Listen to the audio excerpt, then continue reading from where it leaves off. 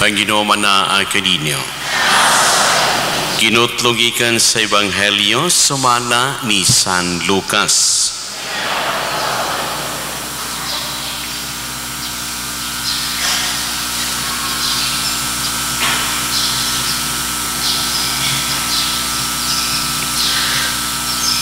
Mga usa ka semana human siya magsulti nini mga butanga. Gidala ni Jesus si Pedro, si Juan ug si Santiago. Ug nanungas sila sa usa ka bungtod aron mag-ampo. Samtang nag-ampo siya, nausab ang iyang panagway ug migilak ang iyang sapot sa kaputi. Ug sa kalit mitungha ang duha ka tawo ug nakigsulti kaniya.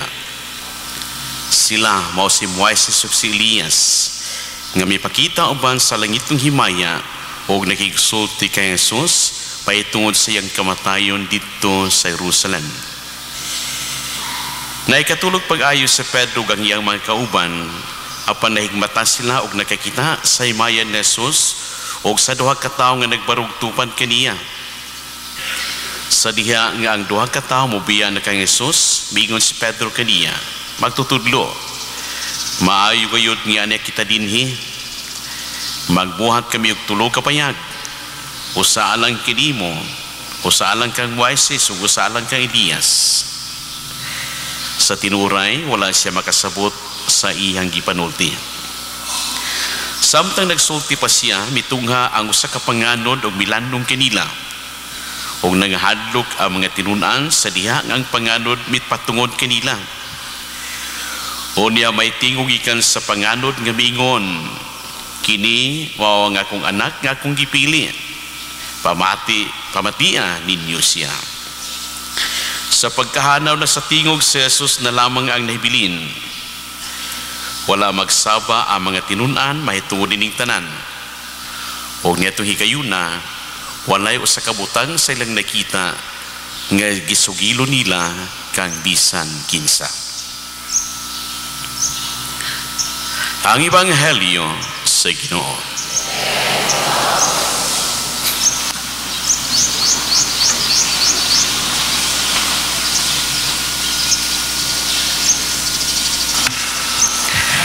Maayong buntag na tanan. Karong adlaw, ikaduhang Domingo sa Kwaresma, atong gisaulog karon ang Domingo sa Transfigurasyon, Domingo sa pagkausab sa panagway sa aton Ginoo.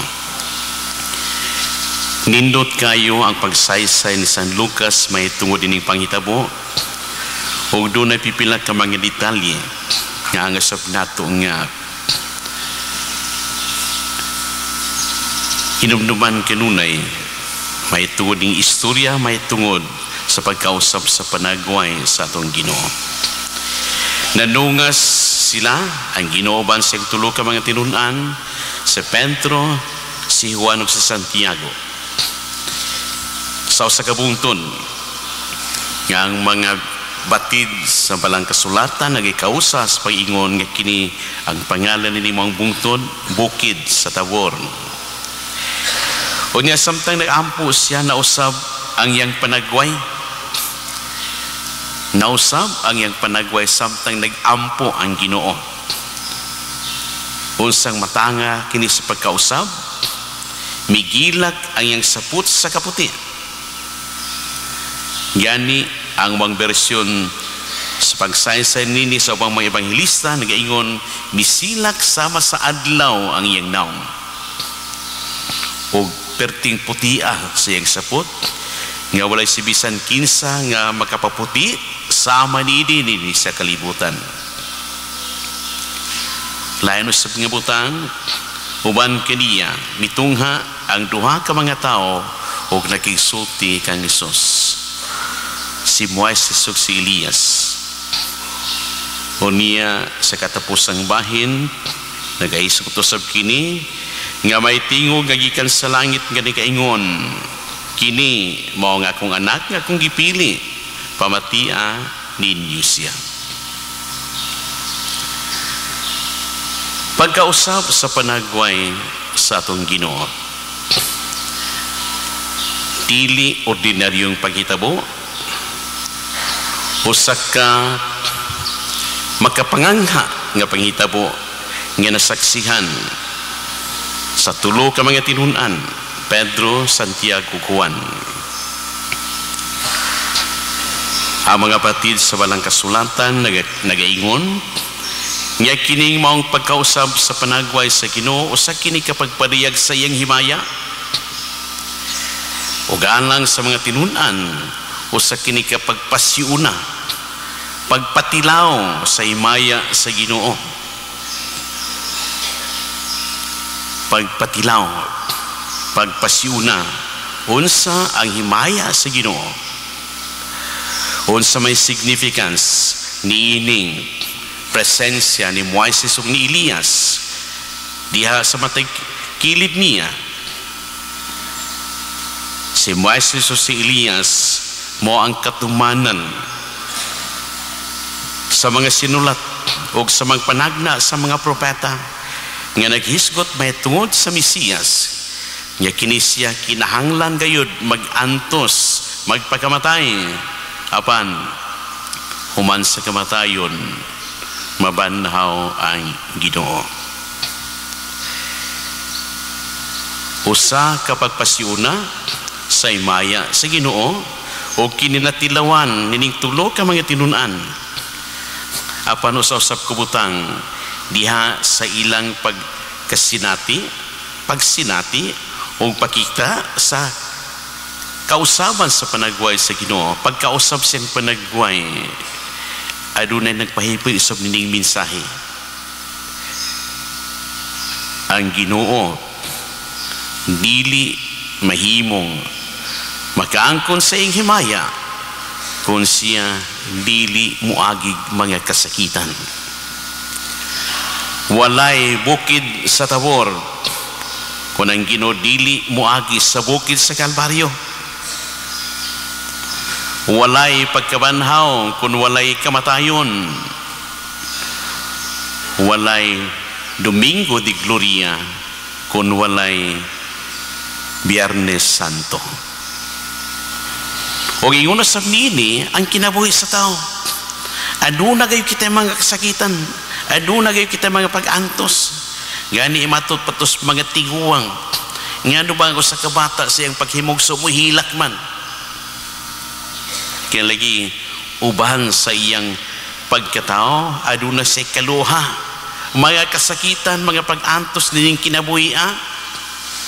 Apan baya kung gamiton o ipahiduna sa tao, dawaton sa tumang pagpaubos kini mga pag-antos nga gihatag kaniya sa Ginoo, mao kini makadala kaniya ngadto sa himaya sa langit.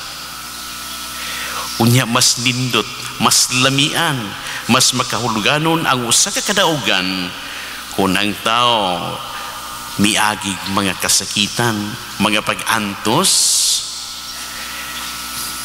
Adunay panultios mga tiguang usab ang mag-antos, masantos, di ba? Masantos tungod tiniga-antos. Dili mahimong masantos ang usa ka tawo kung siya dili moagi mga pag-antos. O usa kini ka minsay nga gipanayag sa Ginoo diha sa iyang transfiguration pagkausab sa panagway sa Ginoo. Mga igsuon, adunay usa ka butang dinhi nindot kayo gisaysa ni San Lucas nga wala kini sa ubang mga ebanghelista. Nagahisgot siya nga samtang nagampo ang Ginoo, nausab ang iyang panagway. Nausab samtang nagampo ang Ginoo.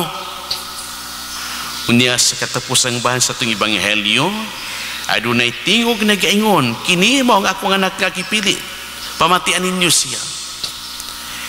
Nausab ang iyang panagway samtang siya nag-ampo.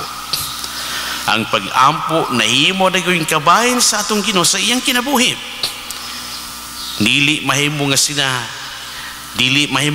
dili maki-istorya sa iyang amahan. Ang iyang pagkulokabildo, pagpaki-istorya sa iyang amahan kanunay na gihimo. Mga igsuon, kita usab gisugo sa Ginoo nga maghimo nini, magbuhat nini sama siyang gihimo. Atong pamation, paminawon nato ang gisugo kanato sa atong Ginoo. Unsa kining giingon samahan, katong tingon ni gaingon, pamatian ninyo siya. Dili kay kutob lamang makadungog ang tao, kundi unsay gibuhat sa Ginoo mao say buhaton sa tao. Siya kanunay nagaampo. Ang yan lamang kita kanunay mag-aampo, kanunay makikistorya sa atong Ginoo. Aduna kita kanunay communication, tali kanatog sa Dios. Kunyang mahitabo ra ba magigsuon kung kita kanunay nagaampo diha sa atong pagtuman sa mga kasuguan sa Ginoo, uban na nato kinig magapag-ampo.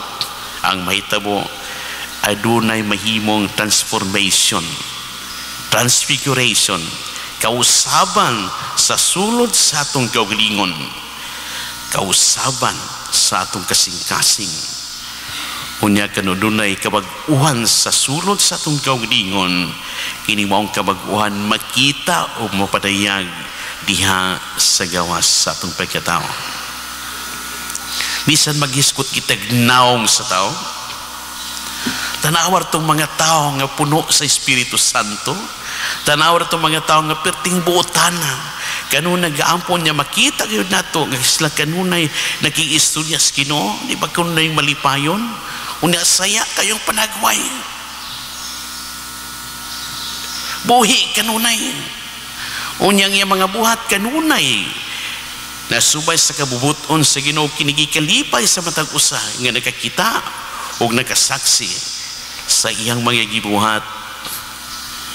Ingon din na may suon ang usa ka tawo nga kanunay nagaampo, puno sa Espiritu Santo, adunay mong kausaban sulod siyang kaugalingon, o kini maong kausaban, kini maong transfiguration sulod sa kasing-kasing sa tao, iyang gipaniyag diha sa gawas sa tanan niyang mga gibuhat, sa tanan niyang mga isulti.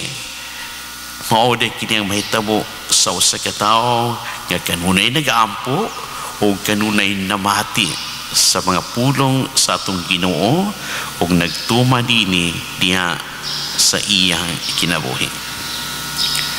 Mag-ampo, kanunay mag-ampo.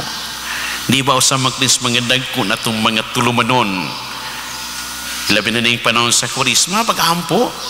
Apan kining giingon nato pag-ampo, pagsunod nato sa gibuhat sa Ginoong kanunay mag-ampo, dili kay buhaton lamang nato kini panahon sa Kwaresma, kundi buhaton nato matag adlaw Kwaresma, aron nga sama sa Ginoo kanunay kitang maging istorya sa amahan. Nga sa ito nag-ingon, ang usa ka taong kanunay nagaampo, aduna kayo mahimong kausaban, transformation, transfiguration sa iyang kinabuhi. Una, sulod sa iyang kinabuhi, sulod sa iyang kasing-kasing. Unya kini maong kasaban, makita diha sa gawas sa iyang pagkatao. Pinagi siya mga buhat, pinagi siya mga pulong, gani ka naginto facial expression, panagway sa usa ka tawo nga puno sa Espiritu Santo, lahi kung ikumpara nato sa tao nga walay espiritu ang kinabuhi. Ang usa ka tirno nga Kristiyano, di ba, kanunay malipayon. Ang usa ka tirno nga Kristiyano kanunay nagatuman sa mga gisugok kaniya sa Ginoo. Ang iya mga pulong, ang iya mga buhat, subay kanunay sa kabubuton sa Dios. Ang usa ka taong kanunay nagaampo sa lang pagkasulti, uban kaniya ang Ginoo, ug unsa man ang iyang mga gihimo gibuhat, mausab kini ang gihimo o gibuhat sa Ginoo. Atong balikon mga igsoon, pagkadako nag kayog papil ang mga pag-ampo alang sa kausaban sa panagway sa atong kinabuhi. Ang transfiguration sa atong Ginoo, usa kini kinanghatag nato kini usa ka dakong kalauman nga og madamlag kita usab makaambit sa gingharian sa langit.